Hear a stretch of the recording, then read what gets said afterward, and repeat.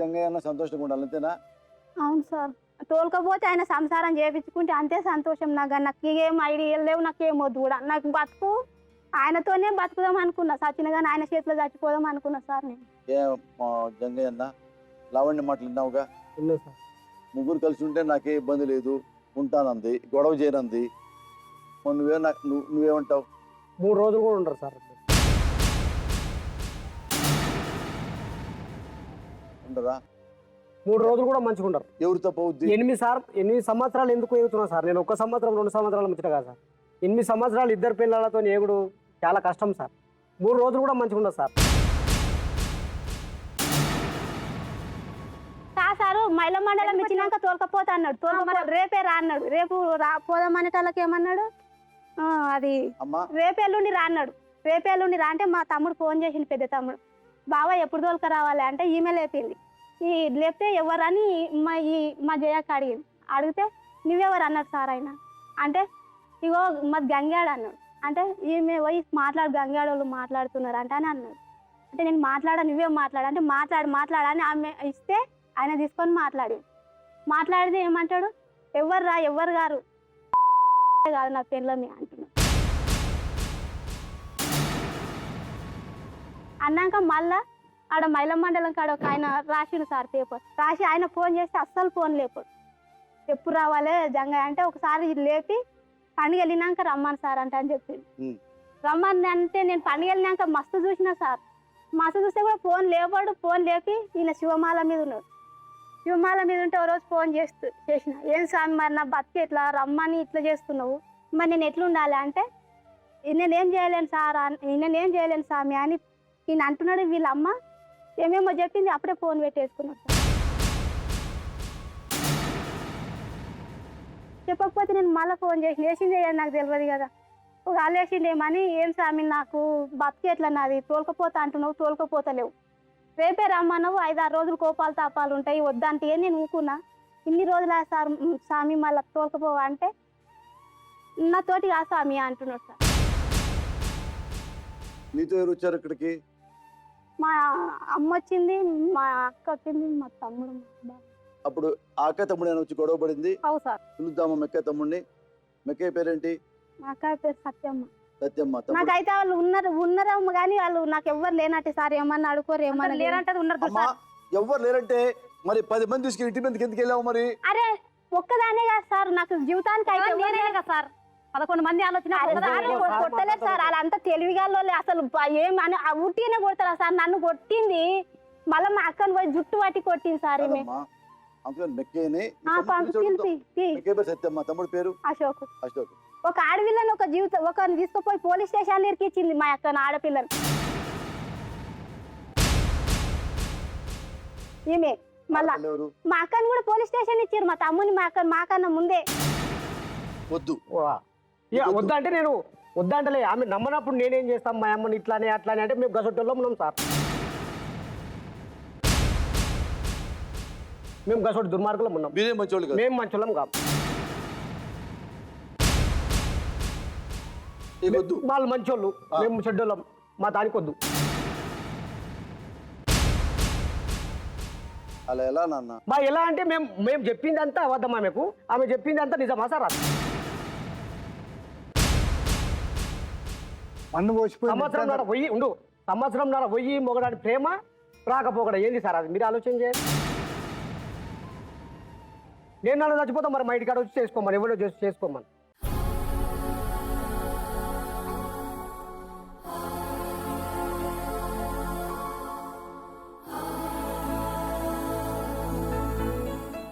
Doctor గారు, lawyer గారు, ఇది నా బుర్రకే అందట్లా. ఏం చెప్పినా తప్పేలాగుంది నా మాట. మీరిద్దరు సహాయం 100% కావాలి. దయచేసి రండి.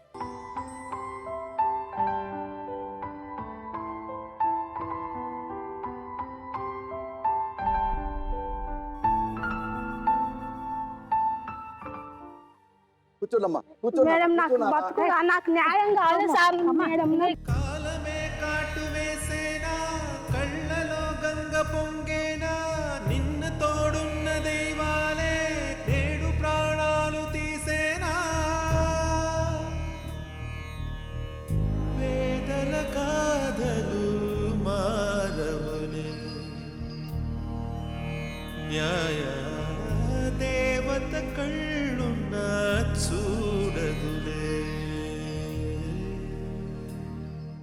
సార్ మేడం,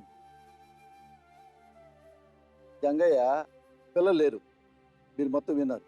నాకున్న నాలెడ్జ్ ప్రకారం ఏంటంటే వీళ్ళకి పిల్లలు పుట్టకపోవడం కంటే ముఖ్యంగా ఏంటంటే గొడవలు.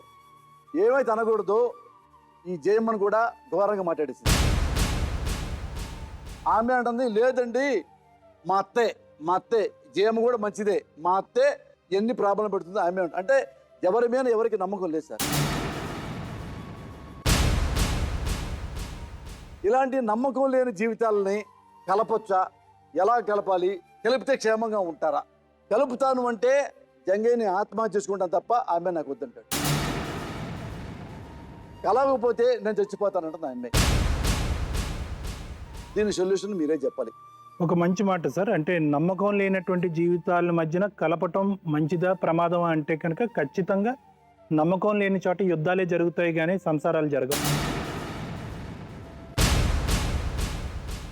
ఒక ముఖ్యమైనటువంటి అంశం ఏంటంటే ఎక్కడైనా కూడా ఎన్నో సందర్భాల్లో బతుకు జట్కా బండి ఎన్నో కేసులు మనం చూసి ఒకటైతే ఖచ్చితంగా నిర్ధారించుకున్నాం ఏంటంటే కనుక అవసరాల గురించి ఎవరైతే పెళ్ళిళ్ళు చేసుకుంటాయో అవి నిలబడటానికి చాలా కష్టసాధ్యం. అంటే ఇక్కడ ఎవరు చెడ్డవాళ్ళు కాదు, కానీ ఎవరు స్వార్థం గురించి వాళ్ళు ఆలోచిస్తున్నారని ఈరోజు నాకు అనిపిస్తుంది. ఆ అమ్మాయిని మనం ఎంత కాదనుకున్నా కూడా అండి, ఇందాక సార్ చెప్పినట్టు పిల్లలు అనేటటువంటి అంశాన్ని ఈరోజు పక్కదోవ పట్టింది. హక్కుల గురించి మాట్లాడేటటువంటి పరిస్థితి వచ్చింది.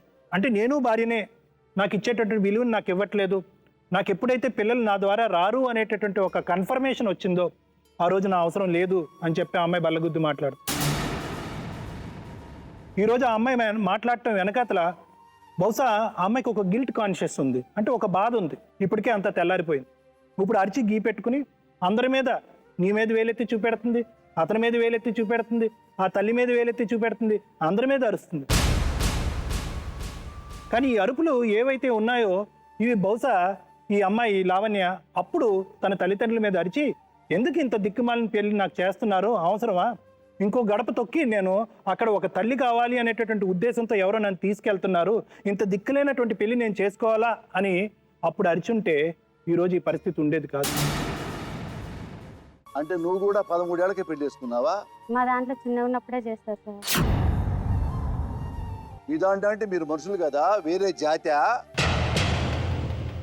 మొత్తం నమ్మించి మా ఆయన నన్ను మోసం చేసిండు, సంతకం పెట్టించారు బలవంతంగా. రెండో పెళ్లికి? రెండో పెళ్లికి. చేసుకో, నీ మీదనే మనసు పడ్డట్టు చేసుకో అని అన్నారు. అక్క ఏమన్నది వాళ్ళన్నారు. వాళ్ళ ఇంట్లో నేను బయట సార్. వెళ్ళిపో ఇంట్లో కంచి, నీకు పిల్లలు కాలే ఏం కాలే అని అన్నది. అస్సలు అనలే సార్, ఇవన్నీ అబద్ధాలే సార్. మాట్లాడు మాకు. వాళ్ళకి వెళ్ళి నువ్వు కదా ముందు మాట్లాడింది పెళ్లి సంబంధం. పెట్టల పుట్టాయి కదా, మందిని పంపించేయాలా, ఇంకో దాన్ని పెట్టాలా? నీ పిల్లం అక్కడ తిరుగుతుంది ఇక్కడ తిరుగుతుంది అని లోపల ఆయనకు చెప్పి కొట్టిపించింది సార్. ఇప్పుడు మాట్లాడిన వెంకటేశ్వర నేను మాట్లాడలేదు ఎందుకు అట్లా అంటున్నావు అని అంటే నేను కూడా చూసినాను అన్నాడు సార్.